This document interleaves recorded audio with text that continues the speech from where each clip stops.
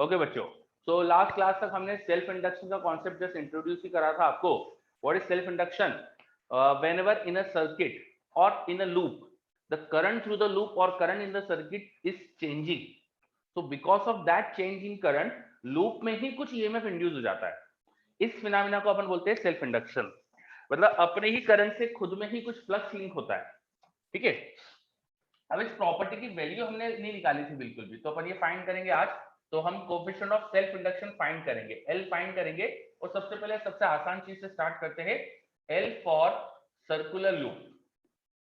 L for circular loop. Loop का मतलब होता है, हम नॉर्मली सर्कुलर लूप के लिए लूप वर्ड यूज करते हैं. तो I have a circular loop. ये मेरे पास एक वायर का लूप है जिसमें मैंने वायर के बहुत सारे टर्न्स बना रखे है ना. कोई सिंगल टर्न का लूप नहीं है ये, बहुत सारे टर्न्स है. कितने टर्न्स है? n टर्न्स है. हर टर्न में सपोज I करंट प्रोड्यूस कराया अपन ने. तो अब इसके सेंटर पे अगर इसकी रेडियस a है तो सेंटर पे मैग्नेटिक फील्ड कितनी बनेगी लिख सकते हैं क्या? सेंटर पे मैग्नेटिक फील्ड कितनी बनेगी लूप की वजह से, है ना. लिख सकते हैं अपन आराम से. क्या हो जाएगा? वो मैग्नेटिक फील्ड बाहर की तरफ बनेगी. कितनी मैग्नेटिक फील्ड बनेगी? सेंटर पे जो मैग्नेटिक फील्ड बनेगी वो आएगी म्यू नॉट I अपॉन 2 पाई नहीं आता लूप की फील्ड में a. और नंबर ऑफ टर्न I है, सॉरी n है, इसलिए n मल्टीप्लाई करना पड़ेगा क्योंकि हर लूप की मैग्नेटिक फील्ड सेम बनेगी और जितने लूप से सबकी मैग्नेटिक फील्ड मल्टीप्लाई हो जाएगी, ऐड हो जाएगी. तो ये आ जाएगा रिजल्ट. अब ये मैग्नेटिक फील्ड है तो सेंटर पे. ठीक है.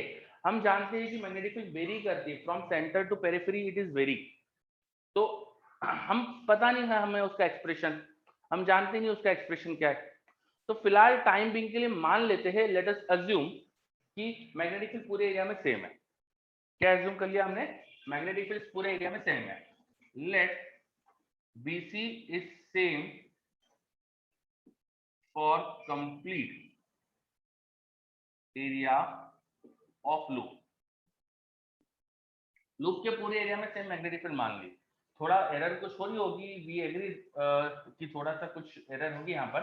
एक बार ट्राई करते हैं, चेक करते हैं कि क्या आता है. हमको अप्रोक्सीमेट आइडिया तो पता चलेगा. ठीक है. तो मान लेते हैं मैग्नेटिक फील्ड पूरे एरिया पे सेम है. अब सेम अगर मैग्नेटिक फील्ड है तो फ्लक्स क्या होगा? Link by one loop. एक लूप में फ्लक्स कितना लिंक होगा? वो जाएगा magnetic field which is mu naught IN upon 2a into area. ठीक है. टोटल फ्लक्स, हर लूप में फ्लक्स है, हर लूप में फ्लक्स है, तो टोटल फ्लक्स सारे टर्न्स का फ्लक्स का एडिशन हो जाएगा. तो n से मल्टीप्लाई फिर से करना पड़ेगा मुझे. n times flux through each loop. Multiply करो तो mu naught n square by a square, नीचे 2a था तो a के बचा अपॉन 2 इंटू I. देखो ये एक्सप्रेशन बन रहा है. लूप से टोटल फ्लक्स लूप के ही करंट के प्रोपोर्शनल आ रहा है. और ये प्रोपोर्शनलिटी कांस्टेंट जो है बस यही L होना चाहिए. तो इसको अगर मैं कंपेयर कर लूं L की डेफिनेशन से तो mu naught n square by a by 2. ये आ गया किसी सर्कुलर लूप के लिए उसका सेल्फ इंडक्शन. हमें इससे ये तो समझ में आ रहा है कि सर्कुलर लूप का सेल्फ इंडक्शन उसके मीडियम पे डिपेंडेंट है. मैंने यहाँ पे एयर मानी है, फ्री स्पेस माना है, तो म्यू नॉट आया है. अगर वहां में सॉफ्ट आयरन को रख देता तो सॉफ्ट आयरन का म्यू रिलेटिव मुझे मल्टीप्लाई करना पड़ता. तो हमें म्यू पे डिपेंडेंसी समझ में आ रही है. नंबर ऑफ टर्न पे डिपेंडेंसी समझ में आ रही है. नंबर ऑफ टर्न का इनफेक्ट स्क्वायर है यहाँ पर. तो अगर लूप के नंबर ऑफ टर्न डबल करो तो 4 टाइम्स सेल्फ इंडक्शन हो जाएगा. रेडियस पे प्रोपोर्शनलिटी है, मतलब साइज पे डिपेंडेंसी है, साइज की डिपेंडेंसी दिख रही है. तो number of turn, medium, size, इन सब की डिपेंडेंसी तो दिख रही है. अब शेप बदलेंगे तो शेप की डिपेंडेंसी समझ में आ जाएगी. ठीक है. तो हमने निकाल दिया self induction of a circular loop. क्या ये क्लियर है? Coefficient of self induction of a circular loop. चलो बहुत ही इजी था. अब हम स्क्वायर लूप का निकालते हैं. For square loop, square loop के लिए उसका सेल्फ इंडक्शन निकालते हैं. तो मैंने अज्यूम कर लिया कि मेरे पास एक स्क्वायर लूप है like this. Let us assume side length of this square loop is a. Side length of this square loop is a. और इसमें भी टर्न्स है. मैंने अभी दिखाया तो एक ही टर्न है, लेकिन मैं आपको बता रहा हूं कि यहाँ पे n टर्न्स है. इसमें भी एक सिंगल टर्न नहीं, बहुत सारे टर्न्स है. स्क्वायर लूप में भी जब करंट प्रोड्यूस करते हैं तो उसके सेंटर पे मैग्नेटिक फील्ड बनती है। कितनी मैग्नेटिक फील्ड बनती है? हर एक साइड की जो मैग्नेटिक फील्ड है वो निकाल के उसको 4 टाइम कर दो।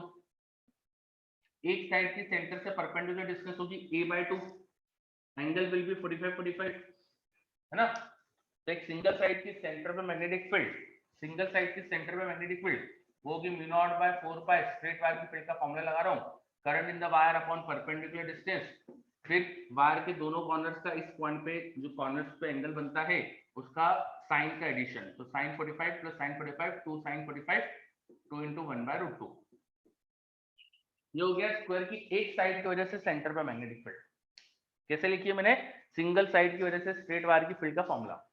अब स्क्वायर में तो 4 साइड है और चारों की मैग्नेटिक फील्ड देखो सेम डायरेक्शन में आ रही है, चारों की मैग्नेटिक फील्ड सेम डायरेक्शन में, तो इससे मुझे 4 टाइम करना पड़ेगा और number of turns in the square loop इससे मल्टीप्लाई भी करना पड़ेगा।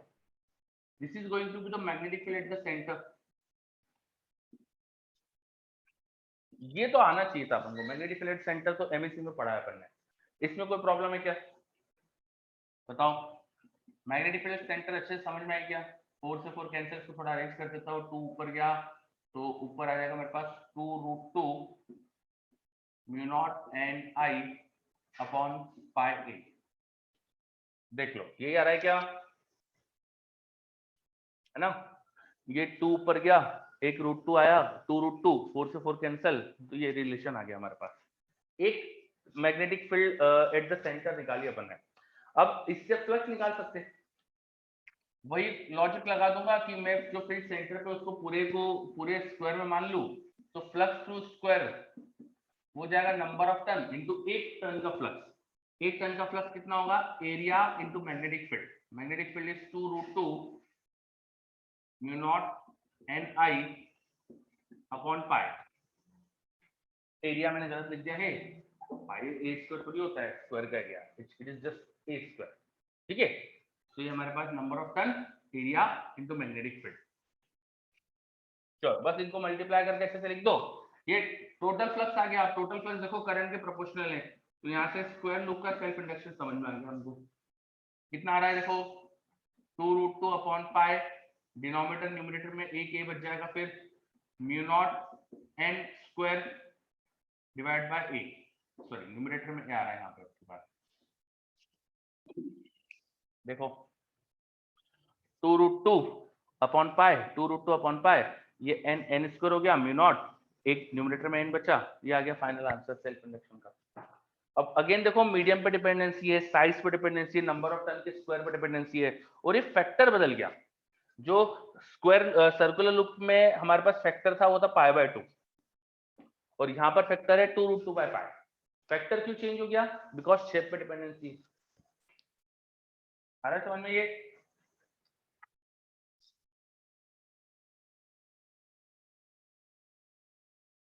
इसमें किसी को कुछ भी डाउट? क्लियर है, अच्छा। तो हमने कोएफिशिएंट ऑफ सेल्फ इंडक्शन अलग अलग सिस्टम के लिए निकाल दिया। अब जैसा ये तरीका है वैसे ही आप ट्रायंगुलर लूप का भी निकाल सकते हो, कैसे भी लूप का निकाल सकते हो। ट्रायंगुलर लूप में भी सेम चीज कर लेना। ट्रायंगुलर लूप अगर आपको दे दिया जाए, इक्विलेटरल ट्रायंगल दे दिया जाए, इक्विलेटरल ट्रायंगल है, तो उसमें भी सेम कर सकते हो। सेंटर पे मैग्नेटिक फील्ड निकालो, फिर एरिया से मल्टीप्लाई, वो सब करके निकालना है इसका सेल्फ इंडक्शन। अब करना आप पे छोड़ रहा हूं मैं, छोड़ दूं क्या? इसमें करंट आई मान लेना, नंबर ऑफ टर्न एन मान लेना, देखना इसका सेल्फ इंडक्शन क्या आता है। बहुत इजी, ठीक है। चलो तो ये आप पे छोड़ रहा हूं मैं, आप घर पे करना होमवर्क में, ठीक है। इन सब में हमें जो ज्यादा जरूरत पड़ती है ना वो है सर्कुलर लूप का सेल्फ इंडक्शन। ये हमें ज्यादा रिक्वायर्ड होता है, क्योंकि हम नॉर्मली क्या करते हैं भाई, स्क्वायर और ट्राइंगल बनाना डिफिकल्ट होता है, सर्कुलर लूप बनाना आसान होता है। एक सिलेंडर जैसा कुछ भी लिया, उसको बाहर वाइंड कर दिया, सर्कुलर लूप बन जाता है। तो ये ज्यादा यूज करा जाता है, ठीक है। चलो तो अब इन सबको हटा रहा हूं मैं। एक और इंपॉर्टेंट चीज है, उसका सेल्फ इंडक्शन निकालेंगे। देखो self induction of solenoid, self induction of solenoid, self induction of solenoid. तो एक सोलेनॉइड पहले ड्रॉ कर रहे हैं हम। This is a solenoid.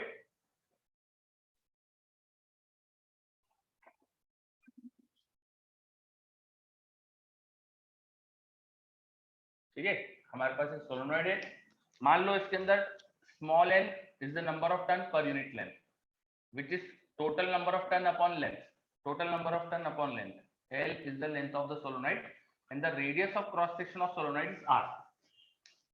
Radius of cross section of solenoid is r. ठीक है, करंट मान लेते हैं I फ्लो कर रहा है सोलोनॉइड से।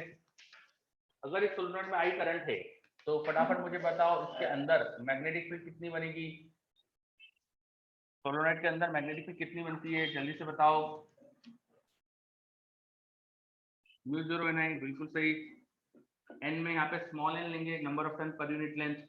ठीक है, एक टन का एरिया क्या है, एक टन का एरिया क्या है, बोलो। सोलोनॉइड के एक टन का एरिया क्या है, एरिया पूछ रहा हूं मैं। सोलोनॉइड बहुत सारे टर्न है, किसी एक टर्न का एरिया क्या है, pi R square. Pi R square, अंदर देखो एक टर्न से फील्ड तो यही पास हो रही ना, तो pi R square into the magnetic field, ये होना चाहिए फ्लक्स एक टर्न से। टोटल फ्लक्स क्या होना चाहिए, अब कितने टर्न है सोलोनॉइड में, टोटल कितने टर्न से, कैपिटल एन, बिल्कुल सही। Total number of turn capital N, तो total number of turn capital N, और एक टर्न का फ्लक्स तुम्हें पता है pi R square into mu naught N I. I हटा के जो भी दिख रहा है वो सेल्फ इंडक्शन कोएफिशिएंट हो गया। क्या आ गया मेरे पास, mu naught capital N into small N into pi R square, ये आ गया हमारे पास रिलेशन। अच्छा, इस कैपिटल एन को मैं लिख सकता हूँ ना स्मॉल एन इनटू एल, तो वैसा लिखूंगा, तो mu naught N square into pi R square L, ऐसा लिख सकता हूँ। ठीक है, this is volume of the solenoid, this pi R square L is volume of the solenoid, तो mu naught N square into volume of the solenoid, ऐसा expression बन रहा है। देखो आ रहा है कि एक्सप्रेशन समझ में,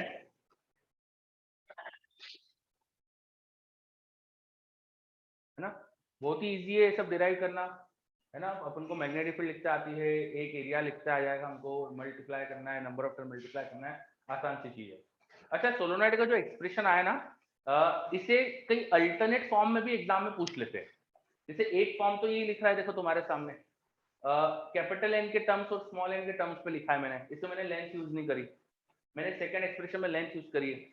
अब और भी तरीके से बदल सकते हैं, पूरा कैपिटल एन में बदल दो, तो इसको मैं और भी तरीके से लिख सकता हूँ। मैं स्मॉल एन को लिख सकता हूँ कैपिटल एन अपॉन एन, तो जाएगा capital N square pi R square upon length, ऐसा भी लिख सकते हैं, इस तरीके से भी लिख सकते हैं अपन।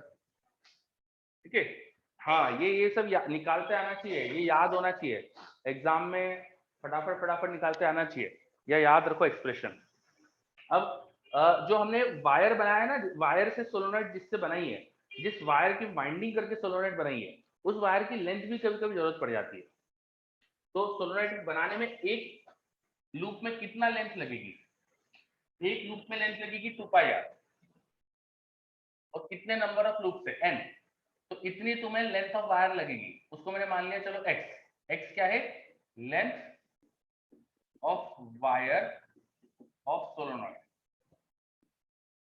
सोलोनॉइड में जो वायर अपन ने यूज करा है उसकी लेंथ, उसको मैंने x माना। ये x किसके इक्वल होगा, समझ में आ रहा है क्या। सोलोनॉइड बनाने में जो अपन ने वायर लिया उसकी लेंथ, वो किसके टर्म में समझ में आ रहा है।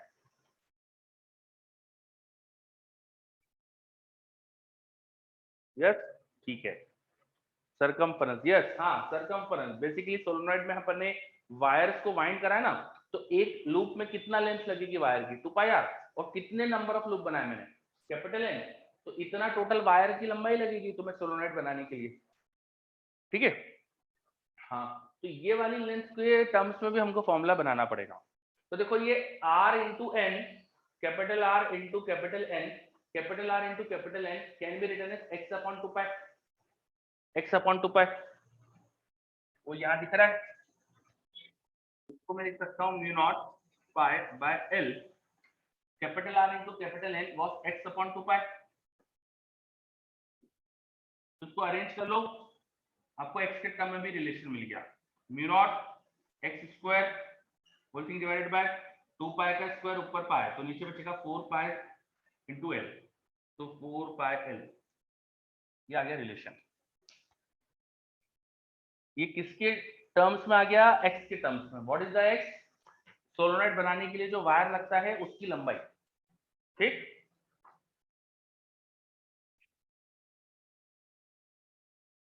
नोट कर लो फटाफट। अच्छा एक और चीज, सोलोनॉइड के अंदर फ्री स्पेस के बदले कुछ और डाल दो, मीडियम डाल दो।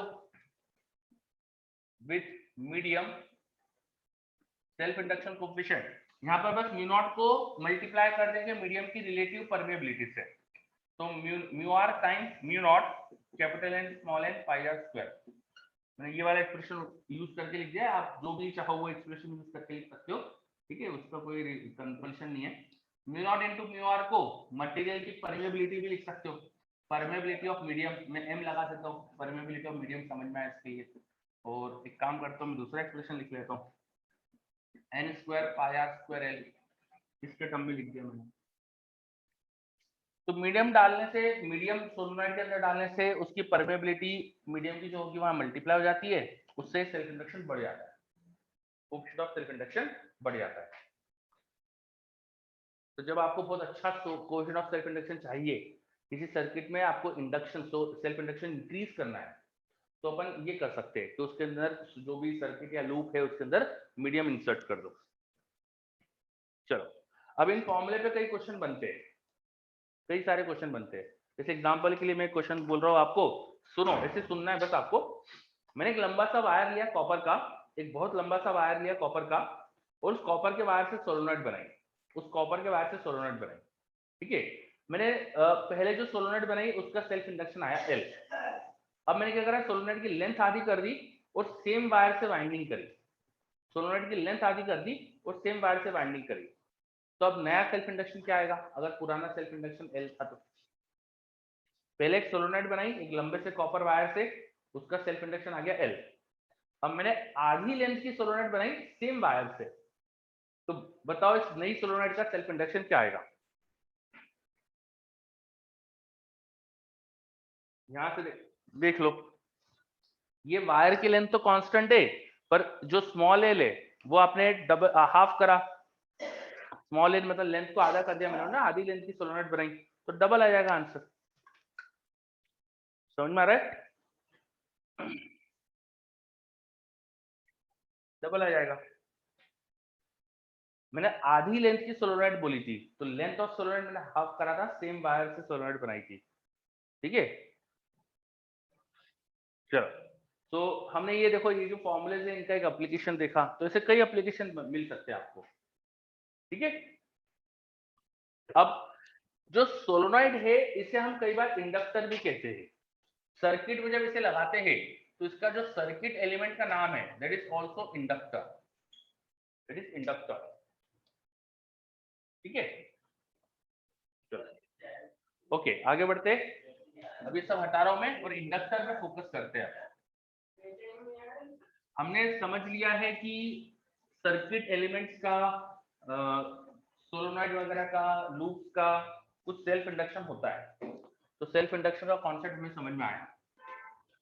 अब सेल्फ इंडक्शन के बारे में वो क्या क्या पता है हमको, वो एक बार शॉर्ट में देखते हैं, उसके बाद फिर अपन इंडक्टर के कॉन्सेप्ट पे आते हैं।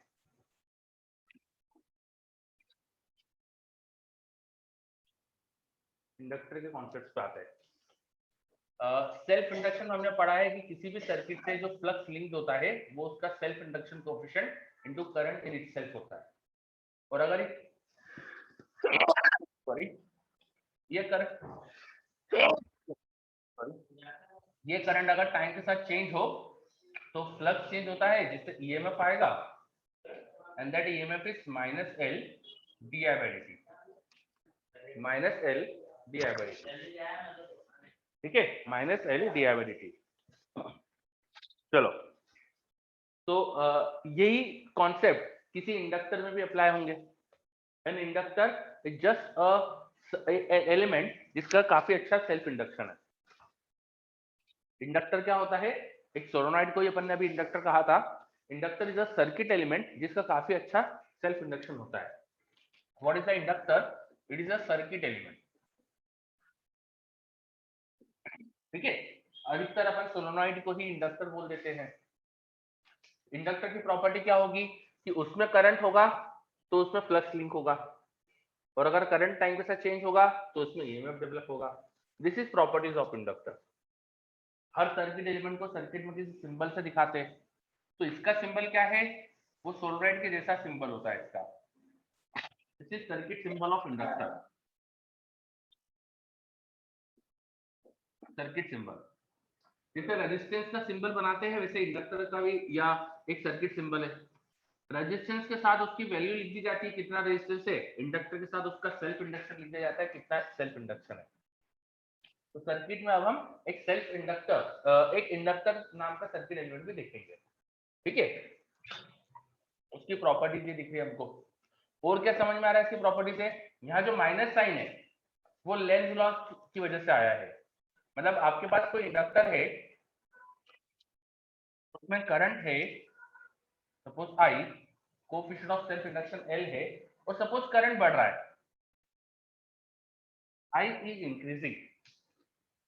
सपोज करंट बढ़ रहा है, I is increasing, I increase होगा तो ईएमएफ की डायरेक्शन इस तरह से आना चाहिए कि I के बढ़ने का अपोजिशन करे, I के बढ़ने का अपोजिशन करे, तो I के अपोजिट डायरेक्शन में ईएमएफ आना चाहिए, I के अपोजिट डायरेक्शन में ईएमएफ आना चाहिए।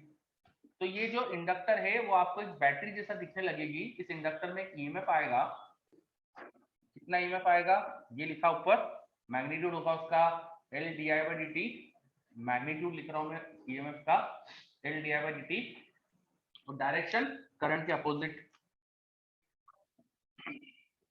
डायरेक्शन करंट के opposite. So what is inductor? It is a circuit element. This is the circuit symbol of inductor. Actually क्या होता है इंडक्टर? जस्ट एक सोलोनॉइड जैसी चीज लगा दी अपन ने सर्किट में। Inductor has a large self induction. Because of this, when some current is flowing through the inductor, some magnetic flux is linked with the inductor, which can be written as Li. And when this current is changing, some EMF will be induced in the inductor. क्या यहाँ तक चीज समझ में आ रही है? और अगर ये करंट कम कर दो, सपोज करंट रिड्यूस हो रहा है, तो रिड्यूस होगा तो इंडक्टर उसको बढ़ाने की कोशिश करेगी, वो करंट की डायरेक्शन में ही ईएमएफ डेवलप करेगी। अब जो ईएमएफ का मैग्नीट्यूड आएगा वो फिर से मैग्नीट्यूड तो L di by dt होगा, but this di by dt was negative, current is reducing, तो यहाँ माइनस लगा सकते हो। ठीक है, चलो अब इंडक्टर के एंड्स को मान लीजिए मैंने ए और बी बोल दिया, इंडक्टर के एंड्स को मैंने ए और बी बोल दिया। मैं करंट की डायरेक्शन में जाके देख रहा हूँ और मान लो D I by D T positive था, D I by D T positive है तो ये मुझे मॉड लगाने की जरूरत ही नहीं है, इस तरह से लिख दूंगा। करंट की डायरेक्शन में जाके देख रहा हूँ तो मुझे ऐसा लग रहा है ना कि हायर से लोअर पोटेंशियल जा रहा हूँ, करंट की डायरेक्शन में जा रहा हूँ तो हायर से लोअर पोटेंशियल जा रहा हूँ। मैं अगर ए से बी जा रहा हूँ तो हायर से लोअर पोटेंशियल जा रहा हूँ। Potential of B minus potential of A is L D I by D T. Current की डायरेक्शन में जा रहा हूँ मैं तो हायर से लोअर जा रहा हूँ तो इसलिए मुझे माइनस लगाना चाहिए साथ में। मैं हायर से लोअर पोटेंशियल जा रहा हूँ तो मैं नेगेटिव ईएमएफ की तरफ जा रहा हूँ, इसलिए मुझे माइनस लगाना चाहिए। तो मैं ए टू बी गया तो minus L D I by D T will be the EMF. अब मान लो कि करंट हो रहा था रिड्यूस और मैं ए से बी जाऊं, मैं करंट की डायरेक्शन में जा रहा हूँ, ए से बी जाने पर पोटेंशियल बढ़ेगा, कितना मैग्नीट्यूड बढ़ेगा वो मैग्नीट्यूड देखो ये लिखा हुआ है। अभी भी तो मैं minus L D I by D T लिखूंगा, बोलो अभी भी minus L D I by D T तो लिखूंगा। ये पॉइंट समझ में आ रहा है क्या? if current is reducing, di by dt was negative, so magnitude of EMF was minus L di by dt, और इस डायरेक्शन में जाने पर, करंट की डायरेक्शन में जाने पर मैं हायर पोटेंशियल पे जा रहा हूँ तो मैग्नीट्यूड ऑफ ईएमएफ फिर से minus L D by D T दिखेगा, तो मैं लिखूंगा तो यही। तो चाहे करंट इंक्रीज हो रहा है चाहे करंट डिक्रीज हो रहा है, करंट की डायरेक्शन में जाने पर आपको जो पोटेंशियल डिफरेंस दिखेगा that is minus L D I by D T. And what is D I by D T? Rate of change of current. उसे यहाँ भी साइन सब्स्टिट्यूट करना है। जब D I by D T negative है तो उसे नेगेटिव रखो, जब D I by D T positive है तो पॉजिटिव रखो। ठीक है, जैसा हमने रेजिस्टेंस में पढ़ा था ना कि रेजिस्टेंस में करंट की डायरेक्शन में जाओ तो पोटेंशियल ड्रॉप होता है, आईआर का पोटेंशियल ड्रॉप होता है, वैसे हमने इंडक्टर के लिए सीख लिया। इंडक्टर के लिए हमने केवीएल लगाना सीखा। आ रहा है आपको ये?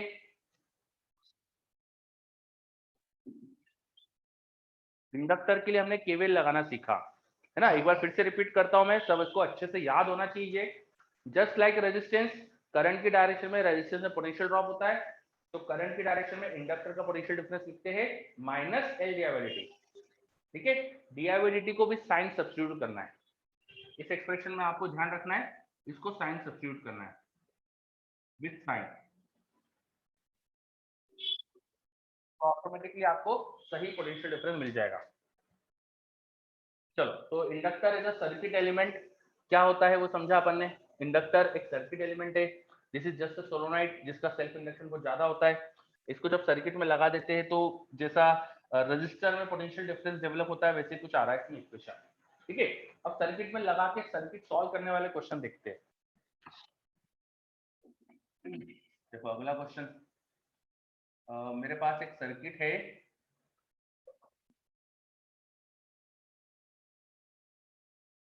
इस सर्किट में देखो यहाँ पर हमने एक इंडक्टर लगा रखी है। एक सर्किट है, इस सर्किट में मैंने एक इंडक्टर लगा रखी है। बैटरी सपोज 2 वोल्ट की थी, रेजिस्टेंस सपोज 1 ओम का था। सर्किट में जो करंट है वो इस समय 0.5 एम्पीयर का है, 0.5 एम्पीयर का है। इंडक्टर इंडक्टर सर्किट में मैंने लगा दी थी 2 हेनरी की, 2 हेनरी की। ठीक है, चलो मेरा पहला क्वेश्चन है, what is the rate of change of current in the circuit? What is rate of change of current in circuit? Circuit में करंट का रेट ऑफ चेंज क्या है? What is the rate of change of current in the circuit? तो मैं आपकी help करता हूँ। पहला क्वेश्चन है, देखो सबसे पहली चीज तो सर्किट में सब चीजों को आइडेंटिफाई कर लो। ये तो जानते हैं, बैटरी, ये रेजिस्टर और ये इंडक्टर का सिंबल था जो अभी बताया था। ठीक है, देखो रजिस्टर के साथ उसका रेजिस्टेंस लिखा होता है, इंडक्टर के साथ उसका इंडक्टेंस लिखा होता है। इंडक्टर का इंडक्टेंस 2 हेनरी है, वो लिखा हुआ है। अब सर्किट जो भी होते हैं सब में केवीएल तो हमेशा अप्लाई होता है, केवीएल तो हम हमेशा लगा सकते हैं, तो इसमें केवीएल लगा देते हैं। अगर मैं केवीएल लगाऊंगा तो मैं बैटरी की डायरेक्शन में जब जाऊंगा तो +2 दिखेगा।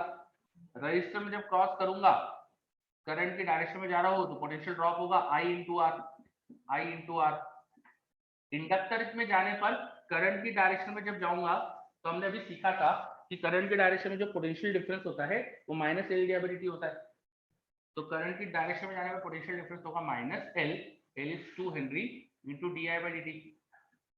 और मैं स्टार्टिंग पॉइंट पहुंच गया इक्वल टू 0 लिख दूंगा। तो जो केवीएल हमने पढ़ा है बस वही लगाना है आपको, कुछ भी नया चीज नहीं है।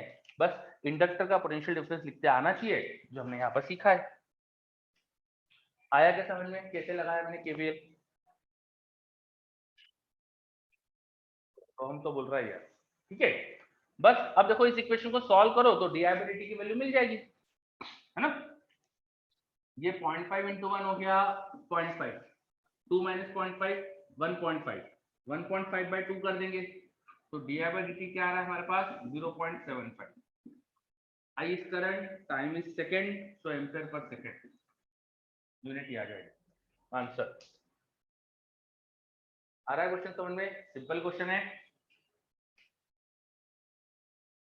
चलो, तो मेरे पास एक क्वेश्चन आया, सर करंट सिर्फ इंडक्टर में चेंज हो रहा है क्या? नहीं, ऐसा क्यों? करंट तो पूरे सर्किट में चेंज होगा। पूरे सर्किट में करंट है और करंट यहाँ अकेला थोड़ी चेंज हो सकता है, पूरे सर्किट में सेम करंट होगा, सब जगह चेंज होगा करंट तो। गोपाल, ठीक है, ओके क्लियर, ठीक है, वेरी गुड। चलो, तो एक और क्वेश्चन देखते हैं, एक और क्वेश्चन देखते हैं।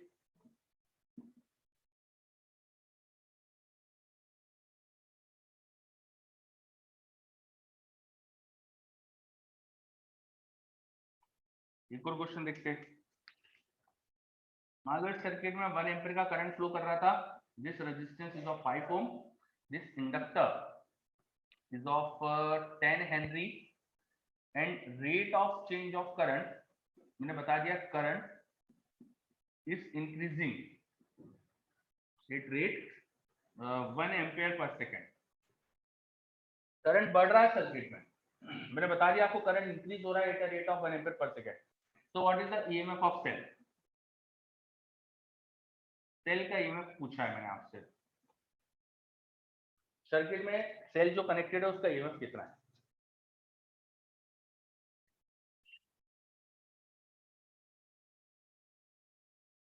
सहज बोल रहा है करंट की डायरेक्शन रिवर्स हो जाएगी। सहज ऐसा क्यों बोल रहे हो बेटा? आप क्या बोलना चाह रहे हो ऐसा करके? No sir I got it. Okay ठीक है, चलो सिंपल सा क्वेश्चन है। अच्छा ये सब इंस्टेंटेनियस बातें चल रही है हमारी, इस इंस्टेंट पे क्या है वो बातें चल रही थी, ये इस इंस्टेंट पे क्या है वो बातें चल रही है, सब इंस्टेंटेनियस चीजें पूछ रहा हूं मैं आपसे, ठीक है।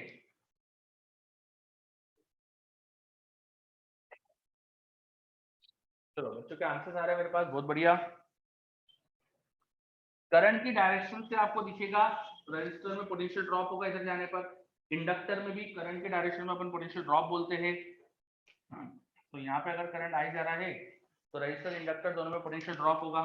यहाँ 1 इंटू 5 वोल्ट का ड्रॉप, यहाँ डी/dt इंटू 10 वोल्ट का ड्रॉप, 5 का ड्रॉप 10 का ड्रॉप, तो यहाँ टोटल 15 वोल्ट का अप होना चाहिए, तभी नेट जीरो हो सकता है।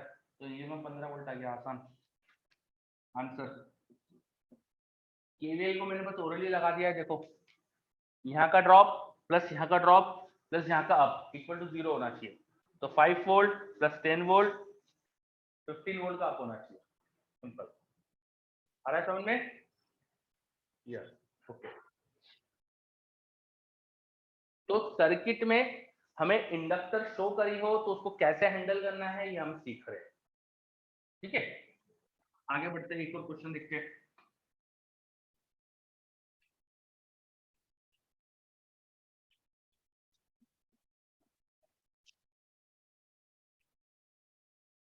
नेक्स्ट क्वेश्चन,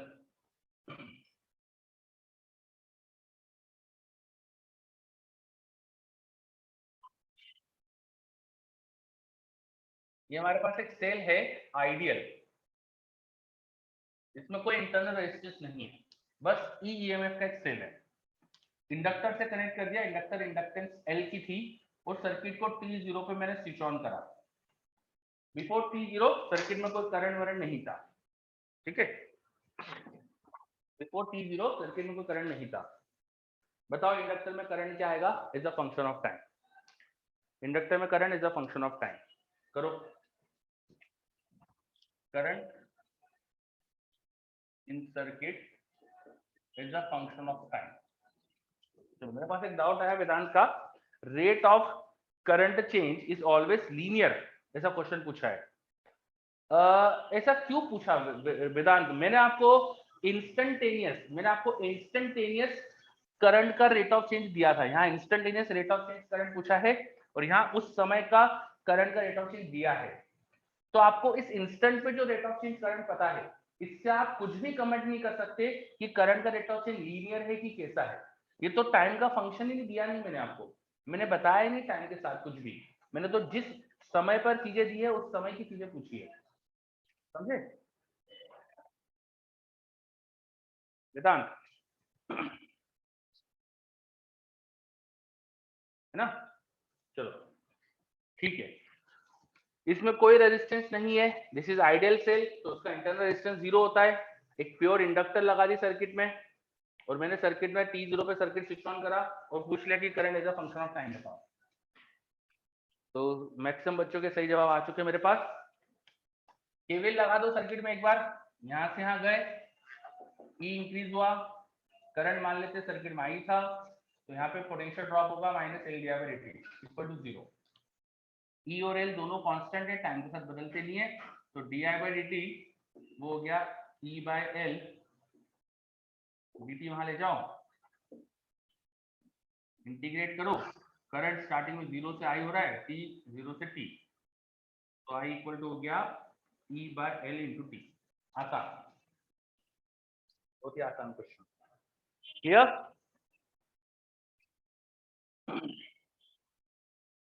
बोलो, आ रहा है समझ में? ठीक है ना? तो कितना इजी क्वेश्चन से, देखो कोई बहुत डिफिकल्ट नहीं है। इंडक्टर की बस एक प्रॉपर्टी याद रखनी कि उसकी डायरेक्शन में जाओ, उसमें करंट की डायरेक्शन में जाओ तो पोटेंशियल ड्रॉप लिखेंगे minus L D by D T. Potential का जो डिक्रीमेंट हुआ वो मैग्नीट्यूड में L D by D T. चलो बस इतना से याद रखिए, इंडक्टर के सब क्वेश्चन हो जाएंगे। ठीक है, अभी सब हटा रहा हूं मैं।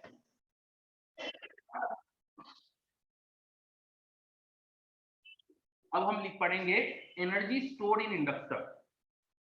Energy stored in inductor. Energy stored in inductor. तो वो सर्किट, अभी मैंने 2-3 ही सर्किट दिखाया आपको। सर्किट तो भाई इनफाइनाइट टाइप के बन सकते हैं। कॉन्सेप्ट सीख गए आप तो आप कैसा भी सर्किट आ जाए इंडक्टर का आप कर सकते हो। ठीक है सर, रेजिस्टेंस नहीं तो करंट क्यों फ्लो हुआ? सर्वेश का एक डाउट आया मेरे पास, पिछले क्वेश्चन में रेजिस्टेंस नहीं था तो करंट क्यों फ्लो हुआ। तो मेरा ये क्वेश्चन है कि ये कब सीखा अपन ने कि रेजिस्टेंस होता है तो ही करंट आता है? ये मिसकंसेप्शन जैसा क्वेश्चन लग रहा है मुझको, क्योंकि रेजिस्टेंस नहीं तो करंट क्यों आया, मतलब आप ऐसा सोच रहे हो कि रेजिस्टेंस होता है तो ही करंट आता है। तो ये क्यों सोच रहे हो? Current is rate of flow of charge, उसका रेजिस्टेंस से कोई लेना देना नहीं। कोई स्पेस में अगर इलेक्ट्रिक फील्ड है, फ्री चार्जेस है, फ्री टू मूव है तो मूव करेंगे, सिंपल सी बात। नॉर्मल वायर्स में भी होता है, बिल्कुल सही। ठीक है, कैपेसिटर में भी होता है, बिल्कुल सही है ना?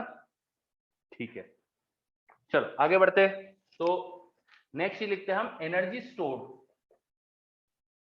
एनर्जी स्टोर्ड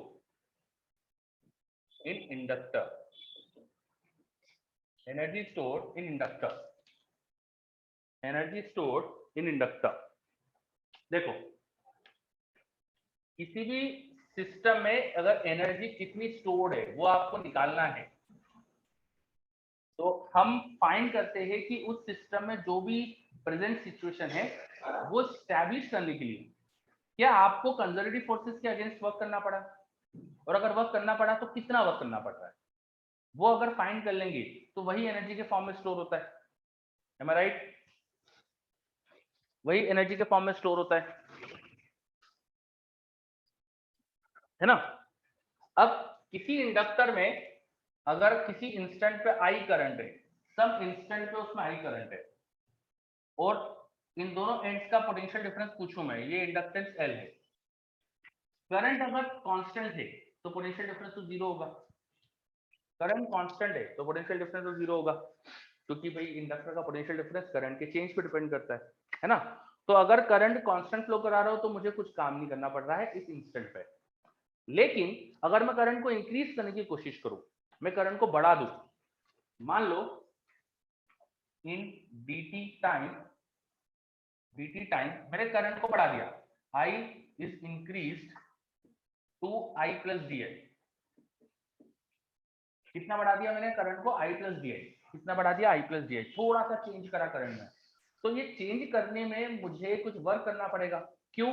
क्योंकि इंडक्टर में जब करंट का चेंज होता है तो उसमें ईएमएफ डेवलप होता है। अब जब इंडक्टर में करंट का चेंज हो गया तो ड्यूरेशन ऑफ चेंज में देखेंगे तो inductor will behave like a EMF, है ना? कितना ईएमएफ डेवलप होगा उसके अंदर? L D by D T magnitude में।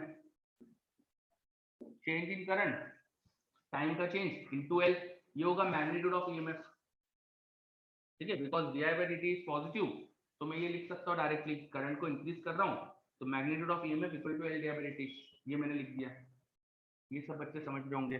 अब during this dt time current change हो रहा है पर ऑलमोस्ट आई ही तो फ्लो हो रहा है। During this dt time current is changing from I to I plus di, but the di is very small, तो ऑलमोस्ट एवरेज करंट कितना फ्लो कर रहा है? I, है ना? जो इस छोटे से टाइम इंटरवल में जो करंट फ्लो हो रहा था वो तो I था।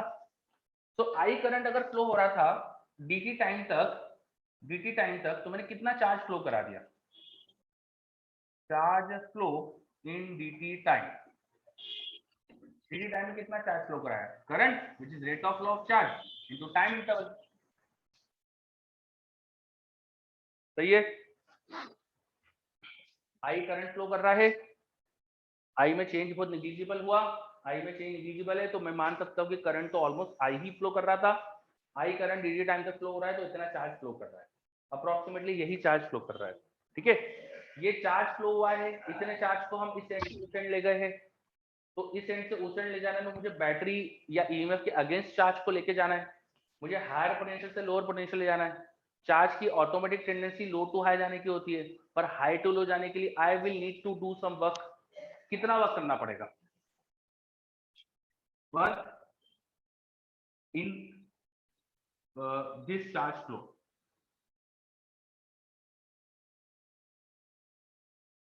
ये छोटा सा चार्ज फ्लो जो हुआ इसमें कितना वर्क करना पड़ेगा? तो charge flow into potential difference. सही बात है, कितना अमाउंट ऑफ चार्ज फ्लो हुआ इनटू कितने ईएमएफ से फ्लो हुआ, Q इंटू डेल्टा वी, ये अपन ने पढ़ा है, Q into delta we, this is the work done. तो वर्क डन जो चार्ज फ्लो को कराने के लिए करना पड़ा वो इतना है। तो जो भी एलिमेंट करंट को इंक्रीज कर रहा था, जो भी एलिमेंट करंट को इंक्रीज कर रहा था, जो भी चीज करंट को इंक्रीज कर रही थी, चाहे वो बैटरी कर रही थी, चाहे हम कर रहे थे, किसी भी तरीके से कर रहे थे, हमने अगर चार्ज को फ्लो कराया था इस टाइम में तो हमने वर्क कराया, and that work is this. ये वर्क भी हमारा एनर्जी के फॉर्म में स्टोर हुआ होगा, यही वर्क हमारा एनर्जी के फॉर्म में स्टोर हुआ होगा। तो this should be the energy stored in inductor. थोड़ा सा टाइम में जो चेंज हुआ उसमें एक्स्ट्रा एनर्जी आ गई होगी इतनी, तो छोटा सा एनर्जी का जो चेंज हुआ वो अगर देखो तो देखो dt dt कैंसिल करके आप इसको लिख सकते हो एल आई डी आई। ठीक है, अब हमको समझ में आया कि इंडक्टर में करंट चेंज करने पे आपको वर्क करना पड़ता है, करंट चेंज करने में वर्क करना पड़ता है। तो करंट मान लो शुरू में जीरो था, आइडियल सिचुएशन इंडक्टर की जीरो करंट वाली को अपन बोल देंगे जीरो एनर्जी वाली एनर्जी, जीरो एनर्जी वाली situation. Let energy initial was zero when current in inductor is zero।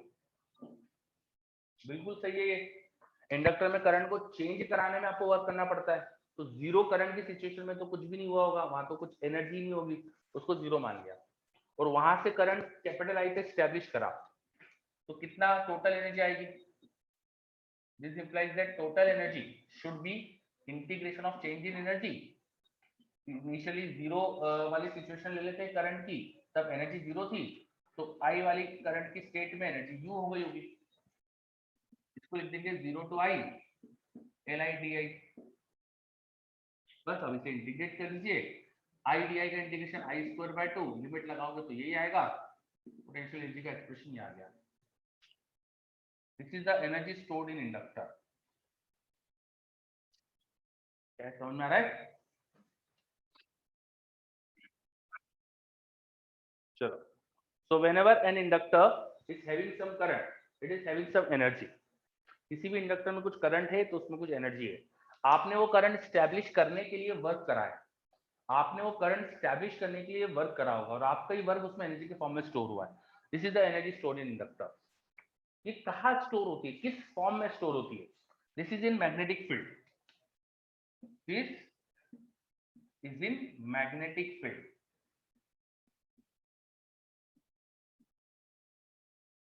हमने पढ़ा था कैपेसिटर में इलेक्ट्रिक फील्ड के फॉर्म में एनर्जी स्टोर होती है।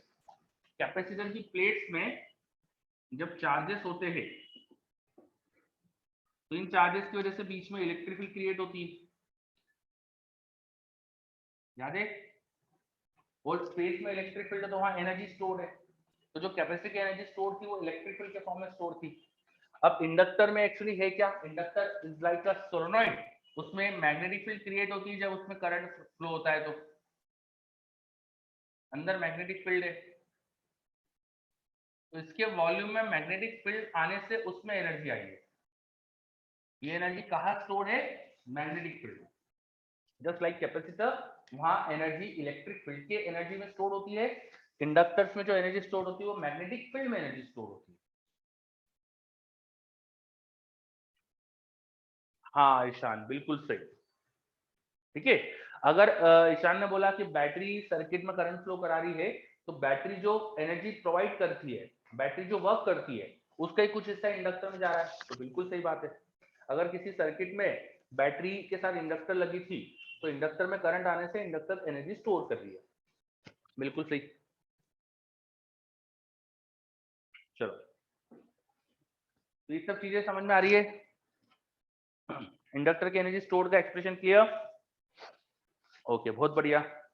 अब इससे थोड़ा सा और आगे बढ़ाते हैं। मान लो ये सोलोनॉइड ही थी, इंडक्टर सोलोनॉइड ही है अपन ने, तो सोलोनॉइड का सेल्फ इंडक्शन हमने थोड़ी देर पहले निकाला था, mu naught N square pi R square L, where pi R square L is the volume of the solenoid. ये अपन ने सेल्फ इंडक्शन निकाला था, तो ये उठा के रख देते, ये उठा के रख देते। तो एनर्जी स्टोर्ड वो गया हाफ एल, एल की value mu naught N square pi R square L, ठीक है, ये एल की value into I square by 2, ठीक है। ये हमारे पास एल का एक्सप्रेशन रख के एक्सप्रेशन आया, इसमें म्यू नॉट मल्टीप्लाई डिवाइड कर देते हैं, म्यू नॉट का मल्टीप्लिकेशन और डिवाइड कर देते हैं, बाय 2 मैं ऑलरेडी लिख चुका हूं यहाँ पर, वापस की जरूरत नहीं है। एक म्यू नॉट से मल्टीप्लाई कर देते हैं, एक म्यू नॉट से डिवाइड कर देते हैं, तो mu naught square N square, I का स्क्वायर भी इधर लिख दिया, pi R square L divide by mu naught, ठीक है। अब ये एक्सप्रेशन क्या है, ये एक्सप्रेशन क्या है जरा ध्यान से देखो, म्यू नॉट एन आई उसका स्क्वायर है, ये क्या है, magnetic field in the solenoid, solenoid के अंदर की मैग्नेटिक फील्ड है ये, तो this is nothing but B square. तो energy stored in inductor is half B square by mu naught into pi R square L, this is volume,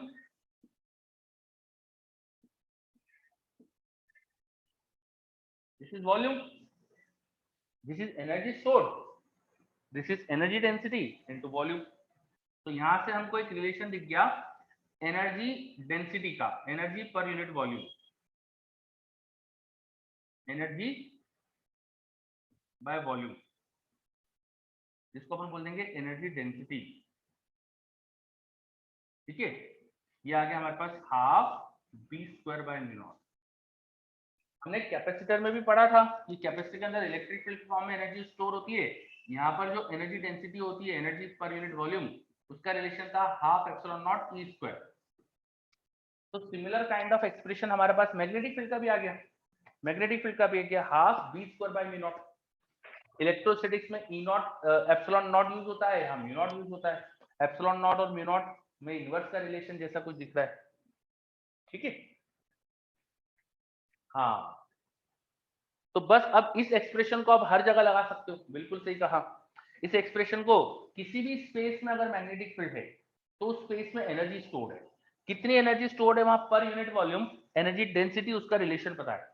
अब किसी volume में एनर्जी निकालनी है तो इसका इंटीग्रेट करके इनटू डीवी, छोटा सा वॉल्यूम मल्टीप्लाई करके फिर इंटीग्रेट करके टोटल एनर्जी स्टोर निकाल सकते हैं।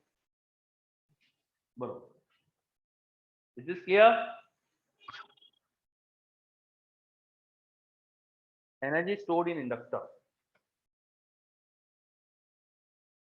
चलो, हर चीज जल्दी से नोट कर लीजिए, कहीं कुछ भी डाउट है तो पूछिए।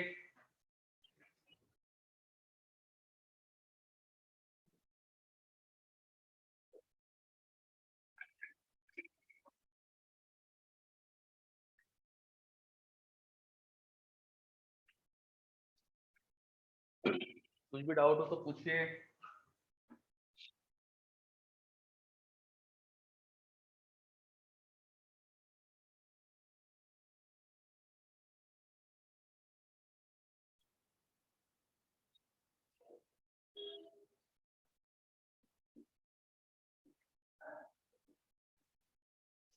देखो मेरे पास एक इनफाइनाइट लॉन्ग वायर है, इस वायर के आसपास मैं आपको एक सिलिंड्रिकल वॉल्यूम दे रहा हूँ,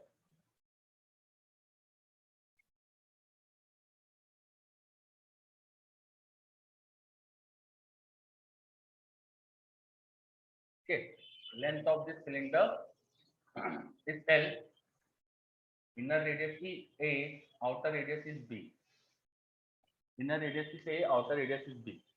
find energy stored in this volume, जो मैंने आपको वॉल्यूम शो करा इसमें एनर्जी बताओ,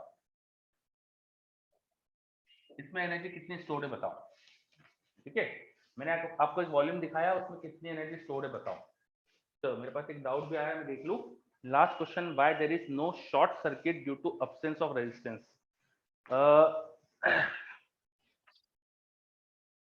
शॉर्ट सर्किट क्यों नहीं है एब्सेंस ऑफ रेजिस्टेंस से? तो मैंने कब बोला वहां शॉर्ट सर्किट नहीं है? हाँ, और दूसरी चीज, हमने इंडक्टर जो लगाई है वो भी एक सर्किट एलिमेंट है, वो भी कुछ सर्किट में बिहेव करती है। तो वो इंडक्टर की वजह से बैटरी के दोनों एंड प्योर एक कंडक्टर से ज्वाइन नहीं करे हमने, वहां पे कुछ प्रॉपर्टी है उस कंडक्टर की।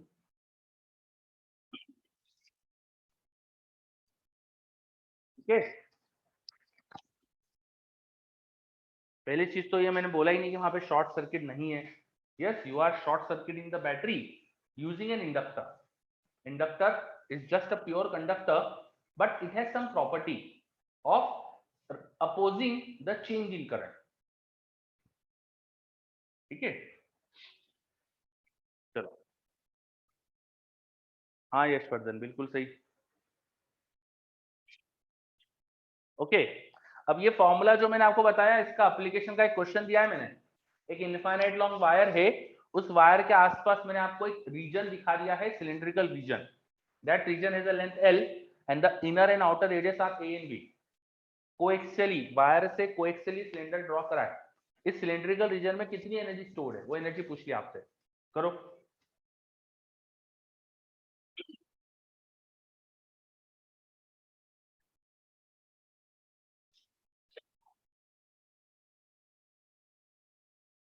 ये शुरुआत का पोर्शन हटा रहा हूं मैं, मुझे क्वेश्चन सॉल्व करने के लिए भी स्पेस चाहिए रहेगा। अच्छे से नोट करिए वो क्वेश्चन।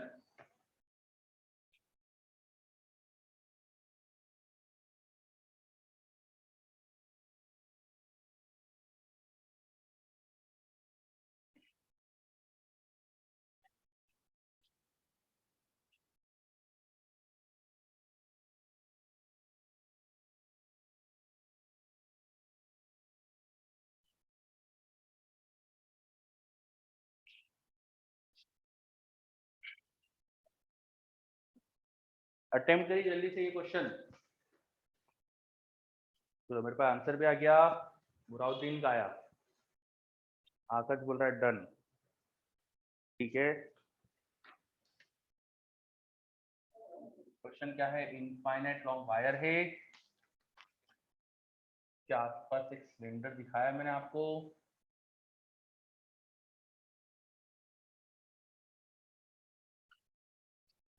तो इसकी एनर्जी स्टोर्ड निकालने के लिए हम रिलेशन यूज करेंगे एनर्जी डेंसिटी का। Energy density is energy per unit volume.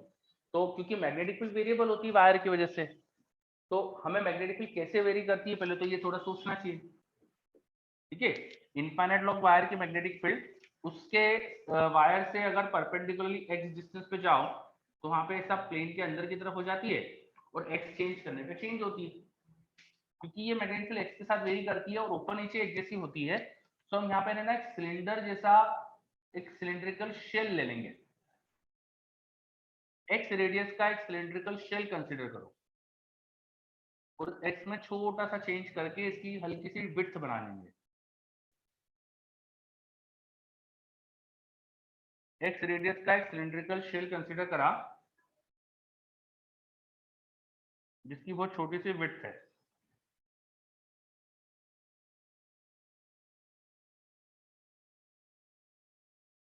चलो, क्या ये सिलिंड्रिकल शेल समझ में आ रहा है? चलो, सबके आंसर्स आ रहे हैं मेरे पास, तो मुझे लगता है सबको आ ही गया है ऑलरेडी, है ना? तो शॉर्ट में जल्दी से देख लेते, because this wire is symmetric with this circular cylinder.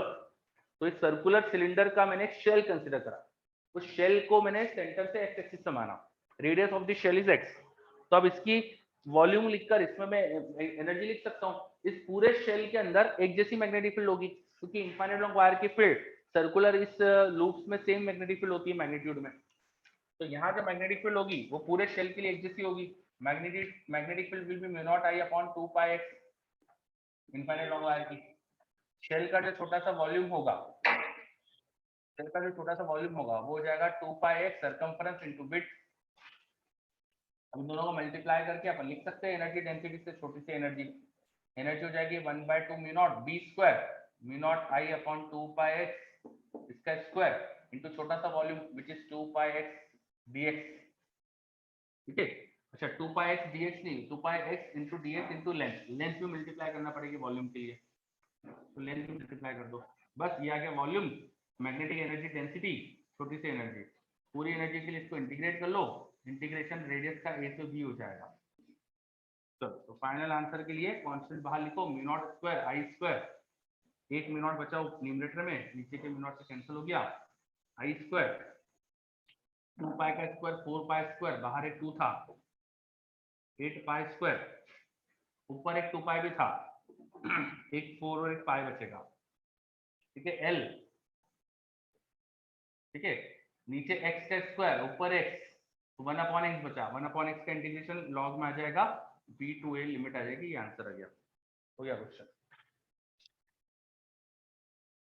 चलो कुछ बच्चों के जवाब में मिस्टेक दिख रही है, उन्होंने कुछ गलतियां करी है, b स्क्वायर नहीं करा, ये x का स्क्वायर करेंगे डिनोमिनेटर में, ऊपर एक x है तो सिंगल x बचेगा डिनोमिनेटर में, लॉग में आएगा, हाँ वही। चलो अब ये क्लियर है क्या, बी स्क्वायर नहीं करा, वही मिस्टेक कर दी होगी बी स्क्वायर करने में, ठीक है। चलो तो अब आप किसी भी रीजन में जहां मैग्नेटिक फील्ड आपको पता होती है, वहां आपको एनर्जी पूछी जाए तो आप निकाल सकते हो यूजिंग दिस रिलेशन, ऐसा हमने कैपेसिटर्स में भी करा था, ऐसा इलेक्ट्रोस्टैटिक्स में भी करा था, ठीक है। चलो तो अब अपन आगे बढ़ते हैं, एनर्जी स्टोर्ड हमने निकाल दी, अब नेक्स्ट लिखो, ये सब हटा रहा हूं मैं, नेक्स्ट लिखो series parallel combination of inductor, series parallel combination of inductor, series parallel combination of inductor, series parallel combination of inductor, inductor is like a circuit element, circuit element को अपन सीरीज पैरेलल में connect कर सकते हैं, मान लो मेरे पास दो inductor थे, वो दोनों इस तरह से कनेक्ट कर दी मैंने, इनमें सेम करंट जा रहा है, सेम करंट जा रहा है, ठीक है, तो बोल देंगे वो सीरीज में है, आई करंट दोनों में सेम जा रहा है तो हम बोल देंगे सीरीज में है, ठीक है। अब इन दो के बदले एक अकेली इंडक्टर अगर मैं शो कर दूं तो उस इंडक्टर को बोलेंगे इक्विवेलेंट हो गई, वो इन दोनों के जैसा ही बिहेव कर दे तो उसे बोलेंगे इक्विवेलेंट इंडक्टर है। मान लो L1 L2 ने मिलकर जितना भी पोटेंशियल डिफरेंस बनाया इन पॉइंट्स के बीच में, उतना ही पोटेंशियल डिफरेंस अकेली इंडक्टर बना दे तो उसे बोलेंगे वो इक्विवेलेंट है। L1 का पोटेंशियल डिफरेंस होगा -L1 di/dt, L2 का होगा -L2 di/dt, और ईएमएफ को मैं जोड़कर टोटल AB का ईएमएफ लिख सकता हूं, वो जाएगा -L1 di/dt -L2 di/dt, सही बात है क्या ये, L1 का पोटेंशियल डिफरेंस L2 का पोटेंशियल डिफरेंस करंट की डायरेक्शन में दोनों में ड्रॉप हो रहा है, टोटल ड्रॉप हो जाएगा दोनों का सम।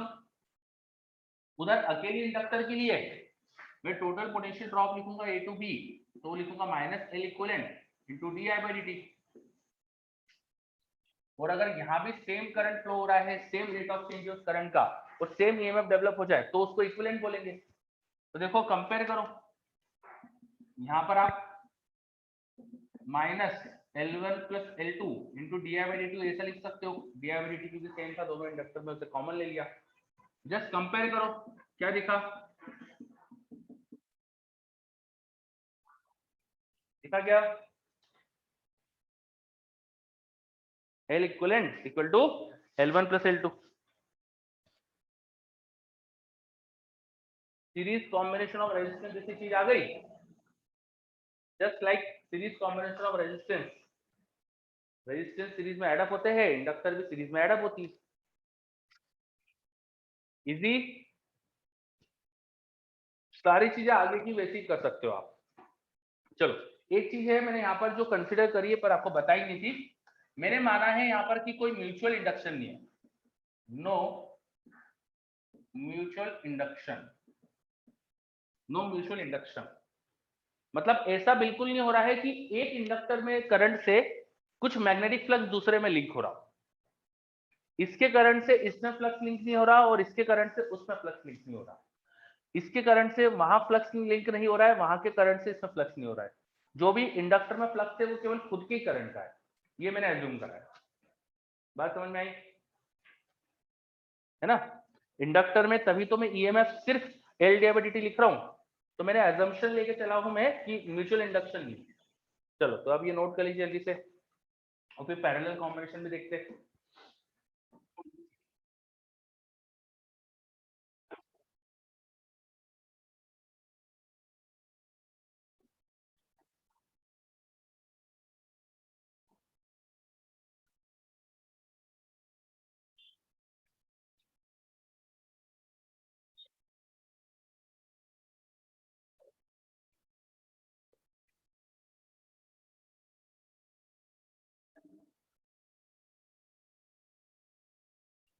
ऑफकोर्स पैरेलल कॉम्बिनेशन का मतलब ये होगा कि दो इंडक्टर ऐसे कनेक्टेड है कि उनका ईएमएफ सेम आ रहा हो या उनका पोटेंशियल ड्रॉप सेम है। अगर मैं बाहर से मान लीजिए आई करंट भेज रहा हूं, तो करंट दोनों में अलग अलग जा सकता है। दोनों इंडक्टर पैरेलल में होने की वजह से जो पोटेंशियल ड्रॉप डेवलप होगा यहाँ पर, वो दोनों के लिए सेम दिखना चाहिए। ठीक है, पोटेंशियल ड्रॉप या ईएमएफ जो दिखेगा हमें फर्स्ट इंडक्टर के लिए, वो आप लिखोगे -L1 di1/dt, उसमें करंट i1 माना है। सेकंड के लिए लिखोगे -L2 di2/dt। अब दोनों इंडक्टर के बदले एक अकेली इंडक्टर लगाई मैंने L इक्विवेलेंट, और वो पॉइंट्स ए बी के बीच में सेम करंट से सेम ईएमएफ डेवलप करा ले, सेम पोटेंशियल ड्रॉप डेवलप करा ले, तो उसको उस पोटेंशियल ड्रॉप को बोलेंगे -L इक्विवेलेंट di/dt, टोटल जो करंट है उसका रेट ऑफ चेंज। ये समझ में आ रहा है क्या? यहाँ का पोटेंशियल ड्रॉप इस इंडक्टर से लिखेंगे तो -L1 di1/dt, इस इंडक्टर से लिखेंगे तो -L2 di2/dt, इक्विवेलेंट इंडक्टर के थ्रू लिखेंगे तो -L इक्विवेलेंट di/dt। ये इक्वेशन समझ में आ रही है क्या? बताइए। यस, ठीक है। अब करंट इक्विवेलेंट इंडक्टर में जो होगा वो एक्चुअली यहाँ का टोटल करंट ही तो है, यहाँ का टोटल करंट ही इसमें होगा ना, तभी तो उसको इक्विवेलेंट बोलेंगे। Same potential difference same current से जनरेट हो तभी तो उसको इक्विवेलेंट बोलेंगे। तो this current is nothing but this total current, and total current is related with I1 and I2। How? I equal to I1 plus I2, I equal to I1 plus I2।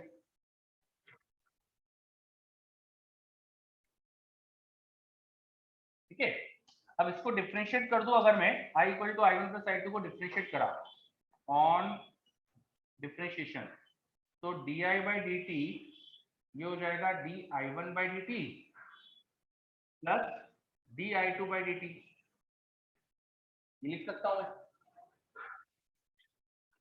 है ना? Now this di1/dt is delta v by -L1, delta v by -L1, this di2/dt is delta v upon -L2, and di/dt is delta v upon -L equivalent, है ना? di/dt is delta v upon -L equivalent, di1/dt is delta v by -L1, this is delta v upon L2, minus cancel, delta भी कैंसल, देखो हमारे पास relation आ गया 1/L equivalent equal to 1/L1 plus 1/L2, आ गया relation parallel combination of resistance के जैसा, है ना? ये सीरीज कॉम्बिनेशन देखा था इधर, इधर पैरेलल कॉम्बिनेशन, सीरीज कॉम्बिनेशन भी रेजिस्टेंस के जैसा, पैरेलल कॉम्बिनेशन भी रेजिस्टेंस के जैसा। तो रेजिस्टेंस के जैसा सीरीज पैरेलल कॉम्बिनेशन के सारे लॉजिक, सारे क्वेश्चन यहाँ भी बन सकते हैं। सब कुछ क्लियर है? चलो बच्चे बोल रहे क्लियर है, ठीक है। एक छोटी सी चीज इसमें और समझ लेते हैं अपन, ये दोनों इंडक्टर पैरेलल में है, तो देखो ये दोनों के लिए ये एक्सप्रेशन सेम था।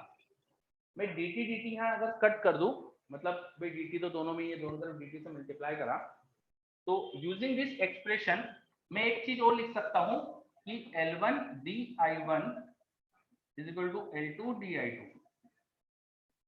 ये समझ में आ रहा है? यूजिंग दिस इक्वेशन मैं लिख सकता हूं L1 di1 equal to L2 di2 ना। ये L1 di1 पहले इंडक्टर का स्मॉल चेंज इन फ्लक्स है, L2 di2 दूसरे इंडक्टर का स्मॉल चेंज इन फ्लक्स है। फ्लक्स होता है Li, फ्लक्स का चेंज L1 i1 और L2 i2 ऐसा लिखा हुआ है। ठीक है, तो इनिशियल से फाइनल जो भी करंट है उसको इंटीग्रेट करके दोनों के फाइनल करंट का रिलेशन निकाल सकते हैं। इसको अगली स्टेप में मैं इंटीग्रेट कर दूं, इंटीग्रेशन ऑफ L1 di1 ये हो जाएगा इंटीग्रेशन L2 di2। अब दो इंडक्टर पैरेलल में है, मान लो दोनों में पहले 0 करंट था और बाद में i1 i2 करंट है, तो उनका रिलेशन तुम्हारे पास आ गया। इनिशियल 0 से फाइनल i1 i2 करंट है तो वो रिलेशन आ गया। आ रहा है समझ में? इनिशियल 0 से मान लीजिए फाइनल i1 और i2 करंट है, तो पैरेलल में करंट का रिलेशन क्या होगा इंडक्टर में, वो समझ में आ रहा है हमको। यहां से समझ में आ रहा है L1 i1 equal to L2 i2। जैसे रेजिस्टेंस में अपन ने देखा था ना, रेजिस्टेंस जब पैरेलल में होता है तो करंट का रेशो रेजिस्टेंस के इनवर्स रेशो में होता है। कुछ वैसी चीज आ गई, करंट का रेशो इंडक्टर के इनवर्स रेशो में i1 by i2 is L2 by L1। यहां से समझ में आ रहा है i1 by i2 is L2 by L1।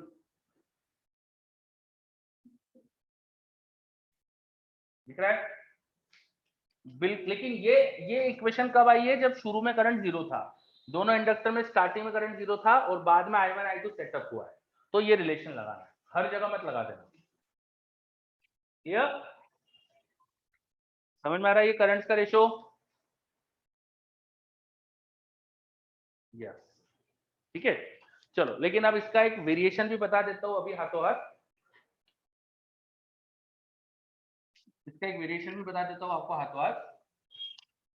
मान लो कोई यहाँ पर करंट का सोर्स है जो आई करंट प्रोड्यूस करा रहा है, ऊपर मैंने करंट का सोर्स दिखाया है, वो मैंने एक गोला बना के बीच में एरो बनाया ना, वो क्या प्रोड्यूस करता है? This is source of current. ठीक है, this is symbol of current source. जैसे बैटरी पोटेंशियल डिफरेंस बनाती है, ये करंट सोर्स करंट प्रोड्यूस करता है। तो मान लो कोई करंट सोर्स है, उससे मैंने पहले एक इंडक्टर लगा रखी थी यहाँ पर L1, उसके पैरेलल में एक और इंडक्टर में लगा सकता हूँ L2, और ये स्विच अभी ओपन था। स्विच ओपन होने से अभी करंट सिर्फ L1 इंडक्टर में जा रहा होगा। कितना करंट जा रहा होगा? I। करंट सिर्फ L1 इंडक्टर में जा रहा होगा I। सही बात है क्या? ये सिंबल का मतलब समझ में आ गया क्या? This is symbol of current source. क्या है ये? Symbol of current source.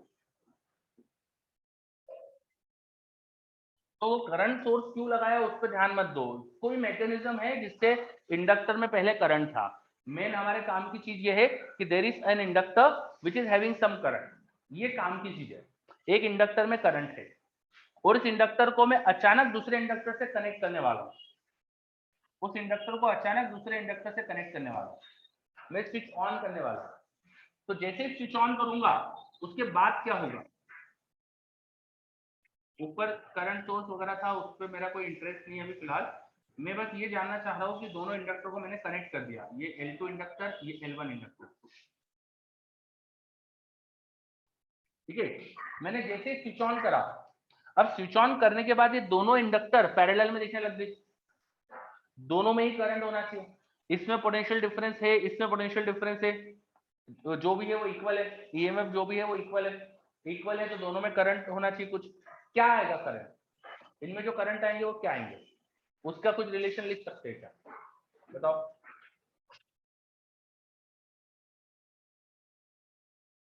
मेरा क्वेश्चन मेन ये है कि पहले एक इंडक्टर में करंट आई था, अचानक उसके पैरेलल में दूसरी इंडक्टर कनेक्ट कर दी, तो अचानक इंडक्टर दूसरी कनेक्ट करने से अब नए करंट दोनों में जो आएंगे उनका कुछ रिलेशन लिख सकते हैं क्या?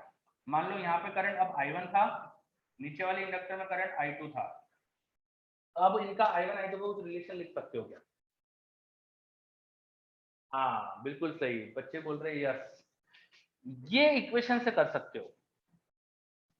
बिकॉज दोनों इंडक्टर का पोटेंशियल डिफरेंस सेम, तो पोटेंशियल डिफरेंस सेम होने के लिए ये तो होना ही चाहिए, वो पैरेलल में है तो पोटेंशियल डिफरेंस सेम से ये इक्वेशन होना ही चाहिए। ये इक्वेशन एग्जिस्ट करेगी तो आप लिख सकते हो L1 di1 equal to L2 di2। You will integrate this now, limits will be change, limit बदल जाएगी। यहाँ लिमिट फर्स्ट इंडक्टर के लिए I1, पहले करंट 0 नहीं था, पहले करंट I था, तो I to I1 और 0 to I2, ये लिमिट्स लगा देना, तो आपके पास एक्सप्रेशन आ जाएगा L1 into I1 minus I should equal to L2 I2। ये रिलेशन आ जाएगा आपके पास करंट्स में। आ रहा है समझ में? ठीक है, एक तो ये रिलेशन लगा देना, ये एक तरह से फ्लक्स कंजर्वेशन का रिलेशन है। देखो L1 I ये इनिशियल फ्लक्स था, L1 I was initial flux, ठीक है, initial flux equal to final flux, ऐसा कुछ इक्वेशन बन रही है, वो फ्लक्स कंजर्वेशन की इक्वेशन है। चलो क्लियर, क्या ये समझ में आ रही है इक्वेशन अच्छे से?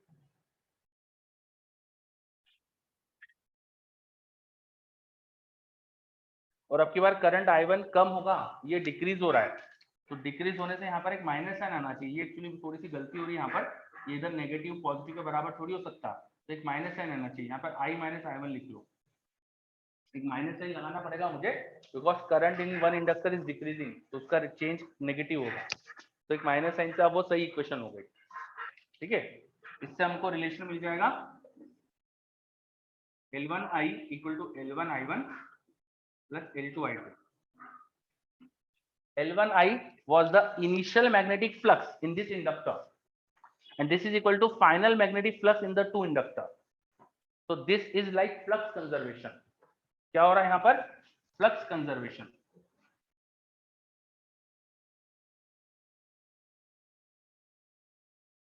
समझ में आ रहा है ये फ्लक्स कंजर्वेशन? समझ में आ रहा है क्या फ्लक्स कंजर्वेशन का कॉन्सेप्ट? तो देख लो अच्छे से, कहीं कोई डाउट हो तो पूछ लो। ये कुछ एक्स्ट्रा पॉइंट बताया मैंने, ये कुछ एक्स्ट्रा पॉइंट बताया मैंने, और बाकी सीरीज पैरेलल कॉम्बिनेशन ऑफ बने इंडक्टर पढ़ा। अब आप इंडक्टर का जो बिगिनर बॉक्स है वो पूरा कर सकते हो, बहुत इजी बिगिनर बॉक्स है, जितने अपन ने चीजें कॉन्सेप्ट पढ़ी है उन सब पे बेस्ड है। तो नेक्स्ट बिगिनर बॉक्स 6 आपका होमवर्क है, ठीक है?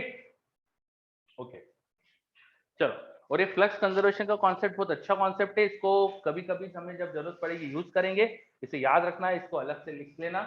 कम यूज होता है, अच्छे क्वेश्चन में यूज होता है बस, तो अच्छे क्वेश्चन में होता है तो इसलिए हमको याद कम रहता है ना, तो ये इसको याद रखना कि हमने फ्लक्स कंजर्वेशन पढ़ा है।